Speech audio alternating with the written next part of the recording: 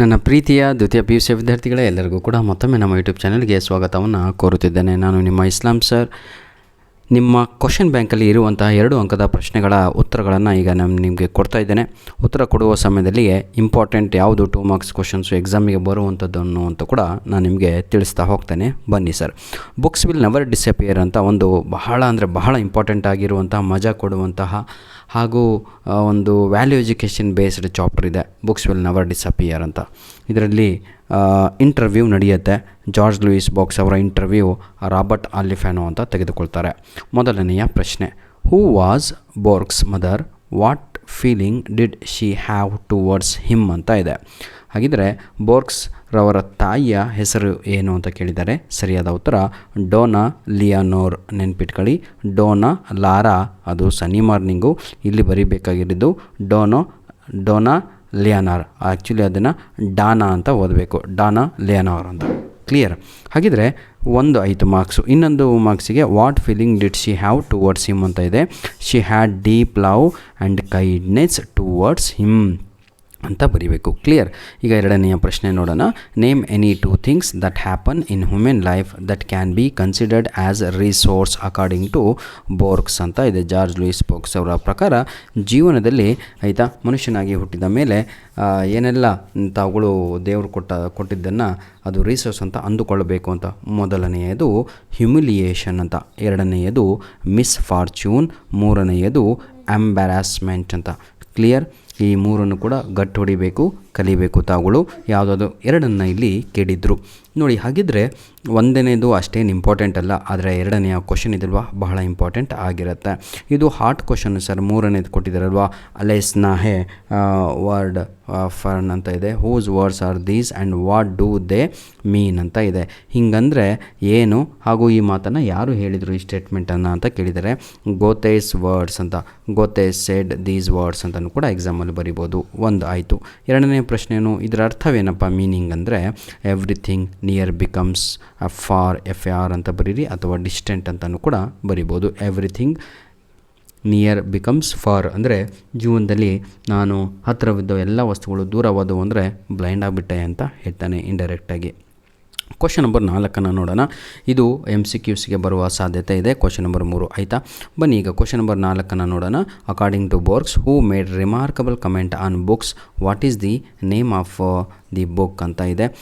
ಬೋರ್ಗ್ಸ್ರವರ ಪ್ರಕಾರ who made A remarkable comment on books ಅಂದರೆ ಸ್ಪ್ರೆಂಗ್ಲರ್, SPENGLER. ನೆನ್ಪಿಟ್ಕೊಳ್ಳಿ, ಸ್ಪ್ರೆಂಗ್ಲರ್ ಅನ್ನುವಂಥದ್ದು ಸರಿಯಾದ ಉತ್ತರ. ಮುಂದಿಂದೆಲ್ಲ ಕ್ವಶನ್ 1 ಆಯಿತು. What is the name of the book? ಹಾಗಿದ್ದರೆ ಸ್ಪೆಂಗ್ಲರ್ ಒಂದು ಪುಸ್ತಕವನ್ನು ಬರೀತಾನೆ. ಆ ಪುಸ್ತಕದ ಹೆಸರು ಏನು ಅಂದರೆ ಡಿಕ್ಲೈನ್ ಆಫ್ ದಿ ವೆಸ್ಟ್ ಅನ್ನುವಂಥದ್ದು ರೈಟ್ ಆನ್ಸರ್ ಆಗಿರುತ್ತೆ ಮಕ್ಕಳೇ. ಬನ್ನಿ ಈಗ ಕ್ವಶನ್ ನಂಬರ್ 5 ನೋಡೋಣ. When does the poetic act happen according to Borges ಅಂತ ಇದೆ.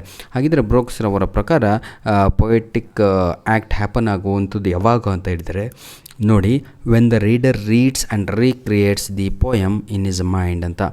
ಪ್ರತಿಯೊಬ್ಬ ಓದುಗರ ನಿಮ್ಮ ಬರಹವನ್ನು ಓದಿದಾಗ ಅಂತ ನೋಡಿ. When the reader reads and recreates the poem, ಹೌದಲ್ವಾ, in his mind, then only the poetic action took ಅಂತ ಹೇಳ್ತಾನೆ.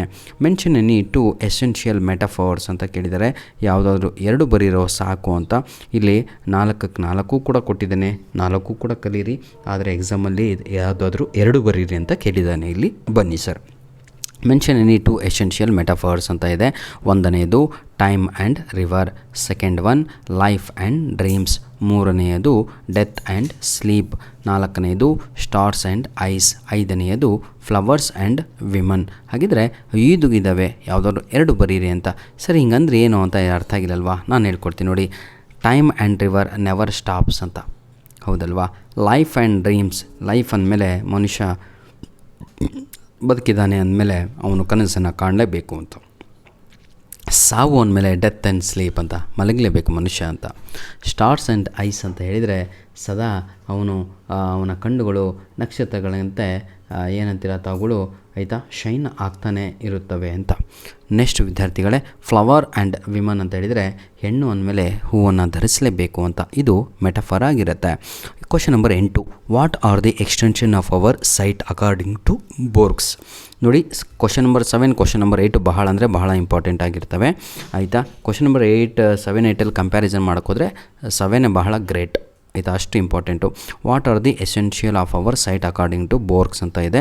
ಅದಕ್ಕೆ ಸರಿಯಾದ ಉತ್ತರ ಸೈಟ್ ಅಂದರೆ ನಮ್ಮ ಕಣ್ಣುಗಳು ಅಂತ, ಅದನ್ನು ಮೈಕ್ರೋಸ್ಕೋಪ್ ಹಾಗೂ ಟೆಲಿಸ್ಕೋಪ್ ಅಂತ ಹೇಳಬೇಕು. ಯಾಕೆಂದರೆ ನಮ್ಮ ಕಣ್ಣಿಗೆ ದೂರದ್ದು ಹಾಗೂ ಹತ್ತಿರದ್ದು ಕಾಣದೇ ಇರುವಂಥದ್ದು ಬ್ಯಾಕ್ಟೀರಿಯಾಗಳು ಕಾಣಲ್ಲ, ಆವಾಗ ನಾವು ಇದನ್ನು ಬಳಸ್ತೀವಿ. ದೂರದ್ದು ಕಾಣಲ್ಲ, ಆವಾಗ ಅದನ್ನು ಬಳಸ್ತೀವಿ. ಹೀಗೆ ಮೈಕ್ರೋಸ್ಕೋಪು ಲ್ಯಾಬಲ್ಲಿರುತ್ತೆ, ಟೆಲಿಸ್ಕೋಪು ಇವೆಲ್ಲವೂ ಯೂಸ್ ಮಾಡ್ಕೊಂಡು ದೂರದ್ದು ಹತ್ತಿರದ್ದು ನಾವೆಲ್ಲ ಅಡ್ಜಸ್ಟ್ ಮಾಡ್ಕೊತೀವಿ ಕಣ್ಣುಗಳಿಗೆ. ಇದನ್ನೇ ನಾವು ಎಕ್ಸ್ಟೆನ್ಷನ್ ಅಂತ ಕರಿತೀವಿ. ಹಾಗಿದ್ದರೆ ಕ್ವಶನ್ ನಂಬರ್ 8, 9ರಲ್ಲಿ what are the extension of our arms. ಹಾಗಿದ್ದರೆ ಕೈಗಳಿಗೆ ಮನುಷ್ಯ ಏನನ್ನ ಎಕ್ಸ್ಟೆನ್ಷನ್ ಕಂಡುಹಿಡಿದಿದ್ದಾನೆ ಅಂದರೆ ಪ್ಲಫ್ ಆಗಿರ್ಬೋದು ಅಥವಾ ಸಾರ್ಡ್ ಆಗಿರ್ಬೋದು. ಆಯಿತಾ, ಇವೆರಡೂ ಕೂಡ ತಗೊಳ್ಳು ಗಟ್ಟು ಹೊಡಿಬೇಕಾಗತ್ತೆ. Question number 9, according to Borges what would disappear if books disappear ಅಂತ ಇದೆ. 9ನೇದಂತೂ ಬಹಳ ಅಂದರೆ ಬಹಳ ಇಂಪಾರ್ಟೆಂಟು ಮಕ್ಕಳೇ. If books disappeared, history and the man would disappear from this earth ಅನ್ನುವಂಥದ್ದು ಸರಿಯಾದ ಉತ್ತರ ಆಗಿರುತ್ತೆ. 9ನೆಯ ಪ್ರಶ್ನೆ ಬಹಳ ಇಂಪಾರ್ಟೆಂಟು. ನೋಡಿ, according to Borges what would disappear if books disappear ಅಂದರೆ ಇಫ್ ಬುಕ್ಸ್ ಡಿಸಪಿಯರ್ಡ್ ಅವರ ಪ್ರಕಾರ, ಕುರುಡನ ಪ್ರಕಾರ ಅಂದರೆ ಬ್ಲೈಂಡ್ ಮ್ಯಾನ್ ಪ್ರಕಾರ. ಯಾರು ಬ್ಲೈಂಡ್ ಇಲ್ಲಿ? Jorge Luis Borges. ಅವನ ಪ್ರಕಾರ ಮನುಷ್ಯನೇ ಅಳಿಸೋಗ್ತಾನೆ, ಯಾಕಂದರೆ ಅವನು ಹಿಸ್ಟ್ರಿನೇ ಅಳಿಸೋಗಿರುತ್ತೆ. History and the man would disappear ಅಂತ.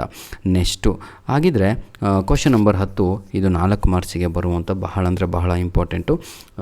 MCQಸ್ಗಳು ಬರ್ಬೋದು ಹಾರ್ಟಲ್ಲಿ ಕೊಟ್ಟಾಗ. Name any 2 qualities of poetry ಅಂತ ಇದೆ. ಪೊಯೆಟ್ರಿ 2 ಕ್ವಾಲಿಟಿಯನ್ನು ಬರೀರಿ ಅಂತ 3 ಕೂಡ ಬರೆದಿದ್ದೀನಿ, 3 ಕೂಡ ಕಲೀರಿ.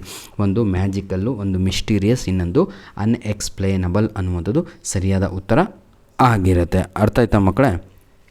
ಕ್ವಶನ್ ನಂಬರ್ 11 ನೋಡೋಣ. Mention any 2 essential metaphors list by Borges ಅಂತ ಇದೆ. ಈಗಲೇ ನಾವು ಅದನ್ನು ನೋಡಿದ್ವಿ. 5 ಮೆಟಫರನ್ನು ನಾನು ನಿಮಗೆ ಕ್ವಶನ್ ನಂಬರ್ ಯಾವುದು ರೀ ಅದು ಯಾವುದು 7 ಎಸ್ ಕ್ವಶನ್ ನಂಬರ್ 7ನಲ್ಲಿ ತೋರಿಸಿದೆ. ಅದು ಯಾಕೆ ನಾನು ನಿಮಗೆ ಯಾವಾಗಲೂ ಇಂಪಾರ್ಟೆಂಟ್ ಹೇಳಿದೆ ಅಂತ ಹೇಳಿದರೆ, ಅದು ಎಕ್ಸಾಮ್ 3 ಅಂತ ನಡೀತಲ್ವ ಲಾಸ್ಟ್ ಇಯರ್, ಅವಾಗೂ ಕೂಡ ಈ ಒಂದು ಪ್ರಶ್ನೆಯನ್ನು ಕೇಳಲಾಗಿತ್ತು. ಬನ್ನಿ ವಿದ್ಯಾರ್ಥಿಗಳೇ, ನೆಕ್ಸ್ಟ್ ಕ್ವಶನ್ನು ನೋಡಿ. ಇದು ಕೂಡ 12ನೇ ಕ್ವಶನ್ ಕೂಡ ಇದು ರಿಪೀಟ್ ಆಗಿರುವಂಥ ಕ್ವಶನ್. ಯಾವುದು? Microscope and telescope. Same question. ನಿಮ್ಮ ಹತ್ರ ಕ್ವಶನ್ ಬ್ಯಾಂಕ್ ಇದ್ದರೆ ತೆಗೆದು ನೋಡ್ಕೊಳ್ಳಿ. ಕ್ವಶನ್ ನಂಬರ್ 8 ಹಾಗೂ ಕ್ವಶನ್ ನಂಬರ್ 12 ಸೇಮ್ ಆಗಿದೆ. ಆಯಿತಾ? ಧನ್ಯವಾದಗಳು. ನಿಮ್ಮ ಪ್ರೀತಿ ವಿಶ್ವಾಸ ಸದಾ ಹೀಗೆ ಇರಲಿ ಅಂತ ಹೇಳ್ತಾ ವಿಡಿಯೋನ ಮುಗಿಸ್ತಾ ಇದ್ದೇವೆ. God bless you all.